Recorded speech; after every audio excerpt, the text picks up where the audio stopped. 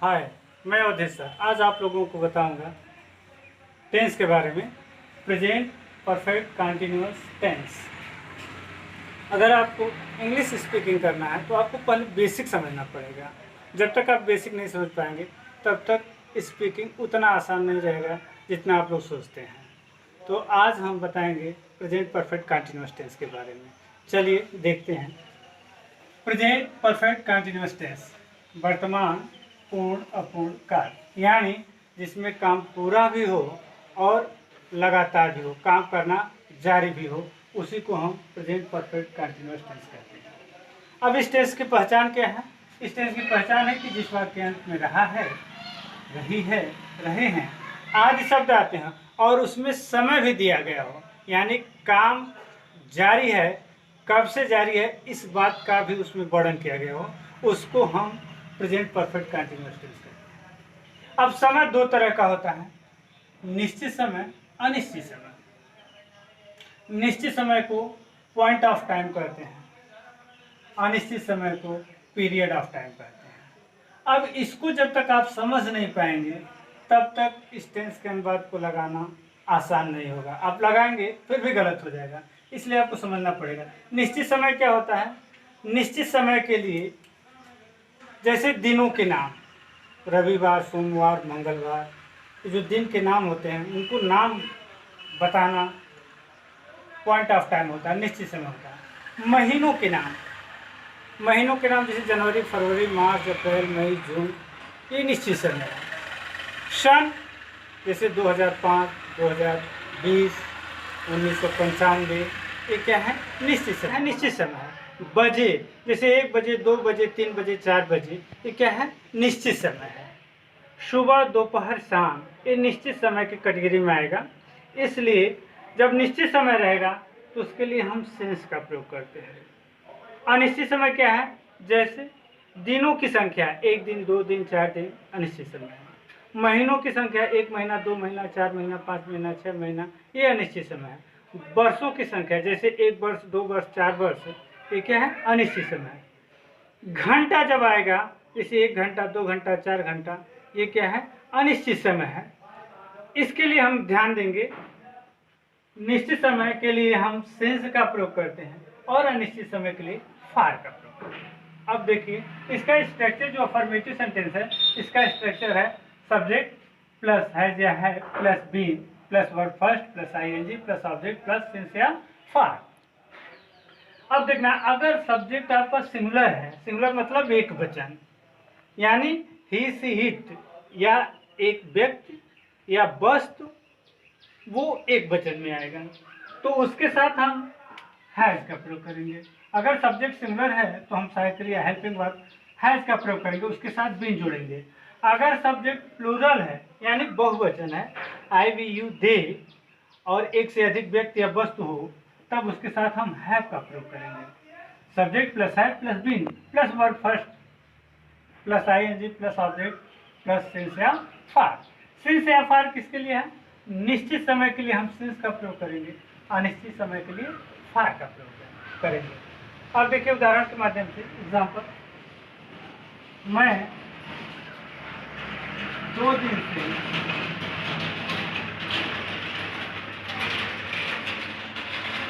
अपना काम पूरा कर रहा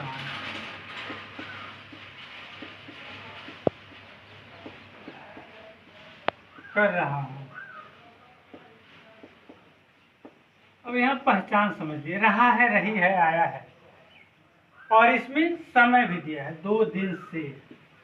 2 दिन से ये समय है। अगर इस समय को हम निकाल देंगे तो ये टेंस हो जाएगा प्रेजेंट कंटिन्यूअस। अगर ये समय आ गया है तो ये tense present perfect continuous tense हो जाएगा। तो इसका अनुवाद हम बनाएंगे। इसमें पहले समझ लीजिए क्या है। सब्जेक्ट में पूरा करना वर्ब, काम जो है ऑब्जेक्ट है, ये अपना पॉसेसिव है। ये क्या है? पॉसेसिव, मतलब अधिकार। अब यहाँ मैं सब्जेक्ट है तो इसके लिए आई लिखेंगे, आई के साथ हैव का प्रयोग करते हैं, तो हो जाएगा have been. I have been. Verb क्या है? पूरा करना, हो जाएगा COMPLETE, कंप्लीट। लेकिन जब इसमें आईएनजी जोड़ेंगे तो ई हट जाएगा। Completing, I have been completing, क्या काम, ऑब्जेक्ट है, लेकिन अपना काम, ये पासिव है, तो आई के साथ अपना के लिए माई का प्रयोग करते हैं। आई के साथ अपना के लिए माई का प्रयोग करते हैं, my work. I have been completing my work. अब आ गया बात सिंस और फार की।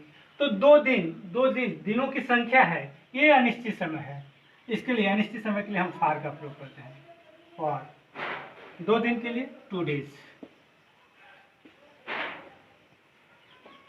पूरा सेंटेंस आपका हो गया, I have been completing my work for 2 days। दूसरा उदाहरण, वह सुबह से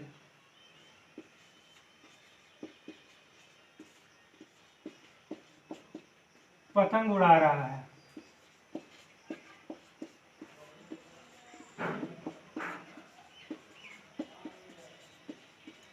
वह सुबह से पतंग उड़ा रहा है। अंत में आया है रहा रही, और यहाँ समय भी दिया है सुबह से।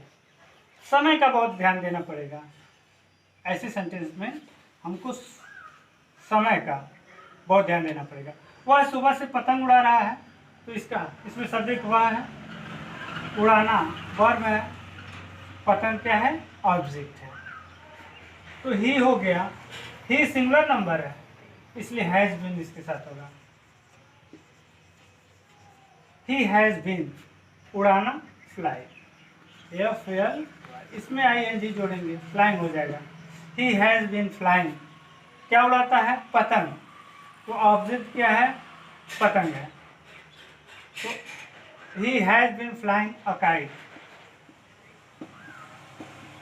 अ काइट कब से, सुबह से, सुबह निश्चित है, इसलिए यहाँ पर सेंस का प्रयोग करेंगे, सेंस मॉर्निंग।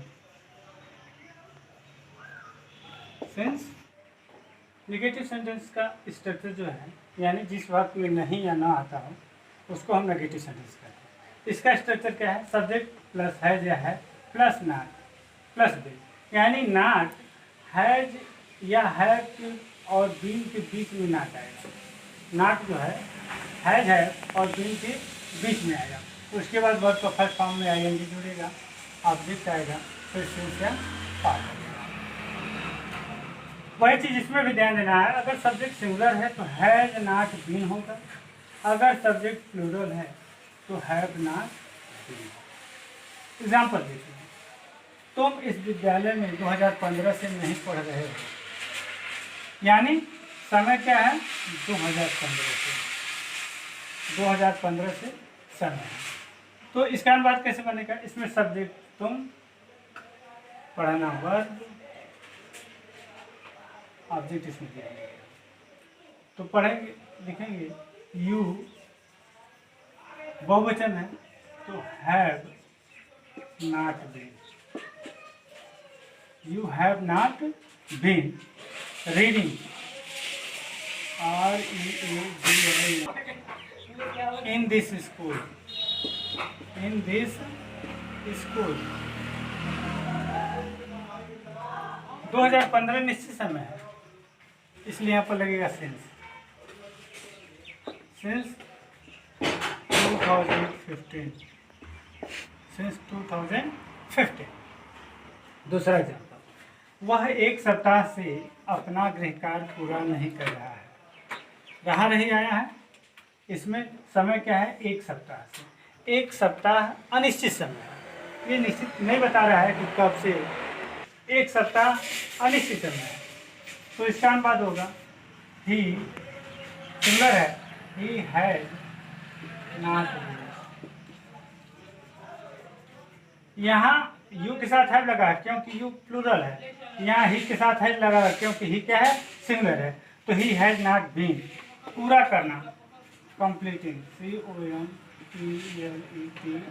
COMPLETING, कंप्लीटिंग, अपना। तो ही के साथ अपना के अंग्रेजी हिज होता है, ही के साथ अपना के अंग्रेजी हिज होता है, हिज होमवर्क।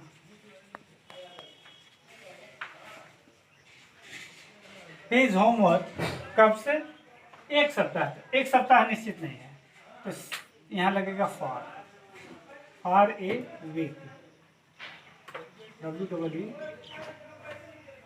यहाँ से की अंग्रेजी जो है यहाँ और यहाँ से की अंग्रेजी जब निश्चित समय रहेगा तो सिंस लग जाएगा, जैसे यहाँ पर सिंस लगा है, यहाँ पर से की अंग्रेजी क्या हो जाएगा, फार लगेगा, क्योंकि क्या है ये अनिश्चित है, इसलिए यहाँ पर क्या लग गया है, फार लग गया है। ठीक।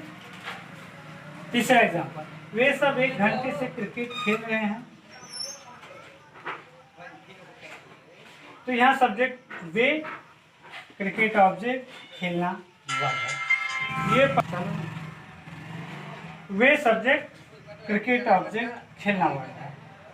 तो दे, वे की अंग्रेजी क्या होगी, दे प्लूरल नंबर है, इसलिए have not been, have not, they have not been playing